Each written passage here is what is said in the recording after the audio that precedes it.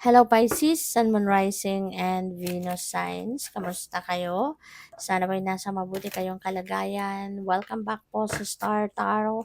At kung bago kayo rito, welcome din po kayo. Please subscribe, like, share my videos, and leave me a comment po kung nakaresonate kayo. Thank you. So, tignan natin kung ano ang mga messages ni Pisces. First card ninyo ay reciprocity. Give help and receive help. Wow. So this is good. Parang ano to, generosity energy, na sometimes tayo yung nagbibigay, tayo yung benefactor, sometimes tayo din naman yung nakakatanggap, 'di ba? Tayo naman yung tatanggap, tayo naman yung hihingi ng tulong, parang ganon. So parang ano lang, give and take lang, hindi ba? So maaari sa ngayon na that energy is at play. Kaya po pwedeng merong mga magbibigay sa'yo, kung may kailangan ka or pupuwedeng meron talagang magreregalo sa'yo. Merong mga magse-share ng something sa inyo, pero kayo din hindi rin kayo makatiis na hindi rin kayo mag-share.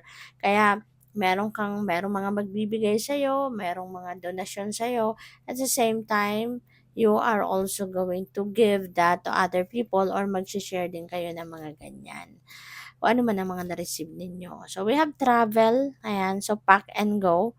Pupuwedeng ano 'to, impromptu, biglaan, ganyan na travel.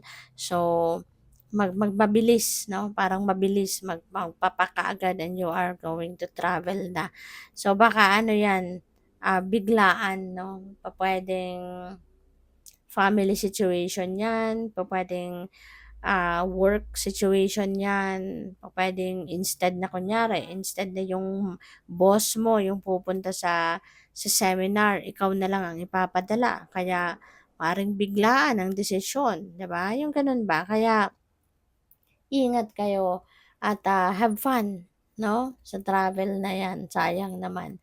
So, we have alignment, you can do hard things. Oh, meron akong napi-pick up dito 'no, na maybe yung alignment na 'to, napi-pick up ko yung angel number 222, na that is an alignment na pupuwedeng you are at this time, siguro you are or you will be in sync with the divine, you will be in sync with the universe, na kung ano man kunyari ang mga hinahangad mo, ano man yung mga heart's desires mo, maybe kung ano man ang mga opportunities na dumadating sa inyo sa ngayon is in alignment with those things. Kaya parang, kumbaga ano na fated na, 'di ba? Maaaring yung mga pangyayari ngayon fated talaga, na ito na yung nakatakda ng mangyari ang mga bagay na 'to. Kaya kung ano man ang mga dumadating na mga oportunidad sa buhay mo, talagang magagamit mo 'yan, you're going to embrace it kasi naka-align na siya doon sa kung anong mga pangarap mo, ano yung mga goals na sinet mo para sa sarili mo.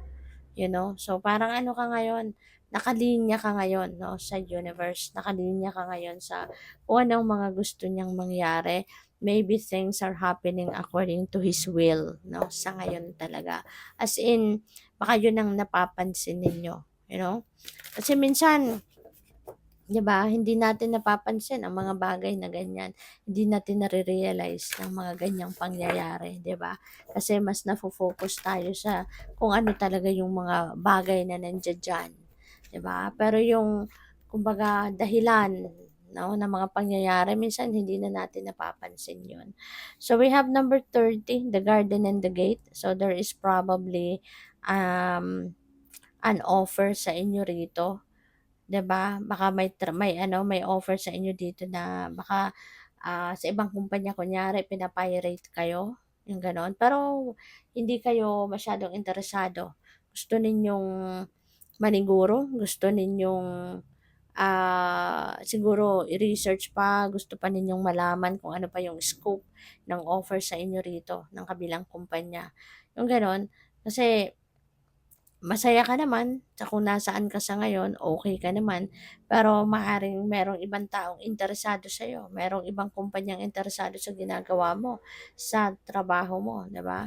the way you work, sa work ethic mo, yung gano'n. Kaya maaaring merong magpa-pirate sa'yo. Pero, ayun, you are also considering, 'di ba, that offer pero hindi ka masyadong excited about it, kumbaga, 'no? So, let's see what else. Angel of Love. This is self-love na napipick up ko rito for some of you Pisces. Maaaring nanggagaling ka sa sitwasyon, a failed relationship. Baka ang iba sa inyo nanggaling sa hiwalayan for quite some time, siguro nagkahiwalay na nga kayo at ngayon, nandito ka na sa puntong you're healed. Naghilom na ang sugat sa puso mo. Kaya maaring na-realize mo ngayon na before I open up my heart para sa bagong pag-ibig, focus muna ako sa sarili ko. Self-love muna ang peg ko ngayon, no? Parang ganun. So what else? We have happy family. Ganda naman. Baka ang iba sa inyo dito, baka may bonding, no, na magaganap with the rest of the family. O pwedeng, pick up ko dito, baka ang iba sa inyo nasa abroad, uuwi na for good para makasama na ang pamilya. Kaya magiging masayang-masaya ang inyong pamilya. Kasi, alam mo na, you're home. You're home with them. 'Di ba? So, kasama ka na nila. So, maaaring yung uwi na to is for good na. Kumbaga, and kaya magsasaya ang lahat, 'no? Magsasaya, magbabanding, maaaring matagal na kayong hindi nagkita-kita, matagal nang hindi nagkasama in person, kaya you are taking this time para to be with them, to enjoy their company, 'no? So, good luck. At saka ang ganda ng rainbow. Rainbow is about opportunities, 'di ba? Different possibilities. There's so much potential out there, 'di ba? Para maging masaya kayo. Para maging masaya ang buong pamilya, no? So, tignan natin kung ano pa ang ganap para sa inyo, Pisces. Let's see what else. Ano pa ba ang mga mensahe para sa inyo this week? So we have temperance, patience. This is also about healing. This is also about balance, no? So yun ang mga bagay na pagtutuunan ninyo or dapat ninyong pagtuunan ng pansin or kailangan na isabuhay ninyo. Maging mapasensyoso at maging pasensyosa, marunong magantay, marunong magpasensya, huwag masyadong magagalitin, control, no? Control of emotions. Kasi kapag nagagalit tayo, mas mahirap, 'di ba? Parang kapag galit tayo, minsan mas lalo tayong napapa ang tawag dito, mas lalo tayong nasisira, 'di ba? Kasi kung makapagsalita ka minsan, 'di ba, kapag galit tayo, nakakapagsalita tayo ng mga pagsisisihan natin, 'di ba? Kaya as much as possible, learn to be patient, learn to calm down, learn to understand na lang, 'di ba, ang ibang tao, sa ibang tao. Maging ano na lang tayo, mapag-intindi, 'di ba? Kasi hindi rin naman natin alam kung anong pinagdadaanan ng ibang tao, hindi ba? Kaya sometimes we really need to practice patience and understanding towards other people, no? At tsaka balanse, Pisces, maaring ng iba sa inyo mayroong mga situation or other areas of life na baka napapabayaan nyo na-overlook nyo na, yung mga ganyan. Okay? So, we have Two of Cups. This is relationship. This is partnership na maaaring pasukin ng iba sa inyo. Baka meron ditong bagong romantic connection, 'di ba? Puwedeng gano'n kung single ka pa or baka meron ditong bagong kaibigan na mami-meet ka, 'no, yung gano'n. So, or puwedeng collaboration, puwede rin na business partnership ito. So, depende sa inyong sitwasyon 'yan. So, we have Hanged Man, pahinga. Kailangan mo muna ng pahinga or talagang merong mga delays na mangyayari, may mga blockages sa mga ginagawa ninyo para na tumigil ka muna, 'di ba? Para matigil ka muna sa pagiging busy and you can do some kind of introspection, reflection, pahinga, 'di ba? Makapag-focus ka muna sa sarili mo, alagaan mo muna yung sarili mo, makapag self-care ka muna, 'di ba? Yung mga gano'n. Kaya pupuwedeng may mga mangyaring ganyan for some of you.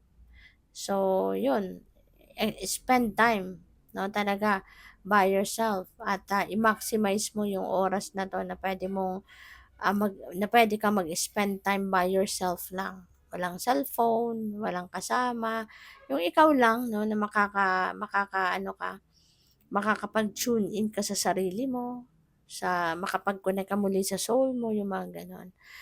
Parang renewal ba, 'no? So, good luck. Thank you for watching. Love and light. Namaste.